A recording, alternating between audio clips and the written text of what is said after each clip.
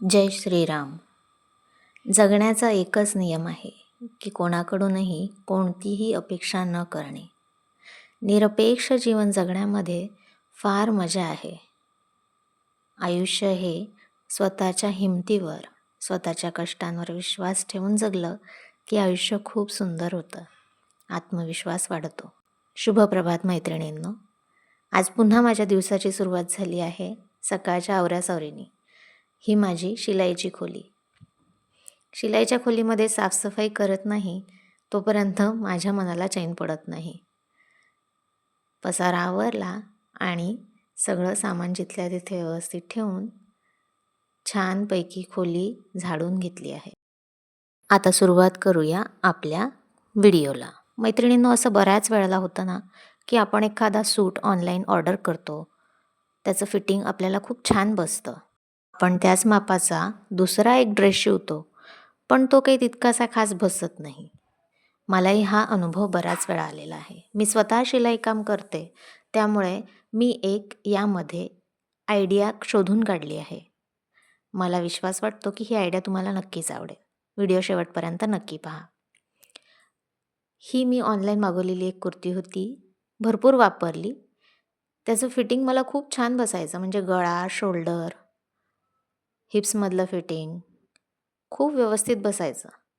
मी एक वेळ याच्यावरून माप घेऊन, म्हणजे तयार कुर्तीवरून माप घेऊन स्वतःच एक कुर्ता शिवला होता, पण तो तितकासा खास मला बसला नाही.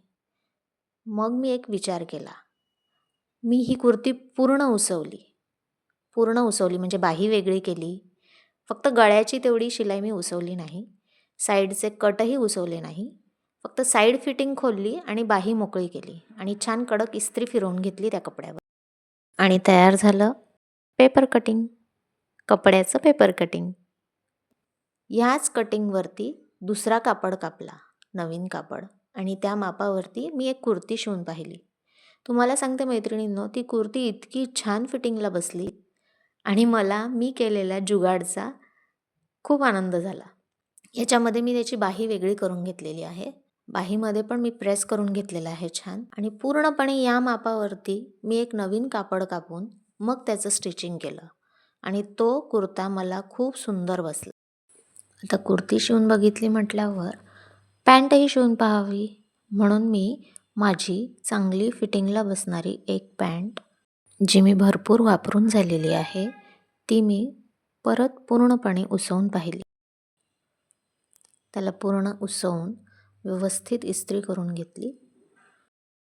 पुढचा भाग, मागचा भाग असं दोन्ही उसवून त्याला इस्त्री करून घेतली छान. आणि त्याच मापावरती एक नवीन पॅन्ट, ट्राउझर पॅन्ट मी शिवून पाहिली. ती पॅन्टही मला अतिशय चांगली फिटिंगला बसली. एका ट्राउझर पॅन्टमध्ये 4 सेपरेट पार्ट्स निघाले. 2 मागचे भाग आणि 2 पुढचे भाग. हा पुढचा भाग आहे पॅन्टचा, ट्राउझर पॅन्टचा. व्यवस्थित स्ट्रेट होतं आणि आपल्याला अजिबात वेगळ्या मार्जिन ठेवून ह्याचं कटिंग नाही करावं लागत, कारण ही पॅन्ट मार्जिन सकट आहे. कोणत्या प्रकारचे मेजरमेंट्सही घेण्याची याच्यामध्ये गरज नाही. फक्त डबल घडीवरती हा एक मागचा भाग ठेवायचा, त्याचं कटिंग करायचं. अजून दुसऱ्या एका डबल घडीवरती दुसरा भाग ठेवायचा आणि त्याचं कटिंग करायचं. हा इलास्टिकचा वरचा बेल्ट आहे, तोही मी उसवून छान इस्त्री करून घेतलेला आहे. हे पॅटर्न वापरून मी एक दुसरा नवीन कपडा त्याची कटिंग करून ठेवलेली आहे, कारण हा जरा जीर्ण झालेला कपडा आहे ब्राऊन कलरचा. त्याच मापावरती एक नवीन कापड कापून घेतलेलं आहे आणि मी ते प्रत्येक वेळेस, हे कापड पांढरंवालं हेच मी प्रत्येक वेळेस पॅन्ट कटिंग करताना वापरते. यामध्ये कोणतंच मेजरमेंट घेण्याची किंवा काही प्लस मायनस करण्याची गरज नाही आहे, कारण ही माझ्या फिटिंगचीच पॅन्ट आहे. त्यामुळे अगदी 10 मिनटात कटिंग होतं आणि शिलाईला जेवढा वेळ लागेल तेवढा, म्हणजे अर्धा तासात जवळपास ही पॅन्ट शिवून तयार होते. मी या पद्धतीने कुर्ता आणि पॅन्ट नेहमीच शिवत असते. आता पुढचा नेक्स्ट व्हिडिओ तुम्हाला जर हवा असेल की मी ह्या पॅटर्नचा वापर करून कसं कटिंग केलेलं आहे, तर मला नक्की कॉमेंटमध्ये सांगा. मी लवकरच त्याचा एक पूर्ण डिटेल व्हिडिओ तुमच्यासोबत शेअर करेल. अगदी बेसिक शिलाई येणाऱ्या मैत्रिणींनासुद्धा या पद्धतीने फिटिंगचं पॅन्ट, फिटिंगचा कुर्ता उसवून त्याचं कटिंग करता येऊ शकतं. ही पद्धत तुम्हाला कशी वाटली मला नक्की कॉमेंटमध्ये सांगा. आणि या पॅटर्नचा वापर करून कुर्ती आणि पॅन्ट कशी कटिंग करायची याचा फुल डिटेल व्हिडिओ तुम्हाला हवा असेल तर मला नक्की कॉमेंटमध्ये सांगा. व्हिडिओ शेवटपर्यंत पाहण्यासाठी खूप खूप धन्यवाद.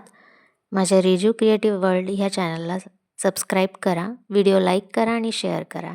थँक्यू.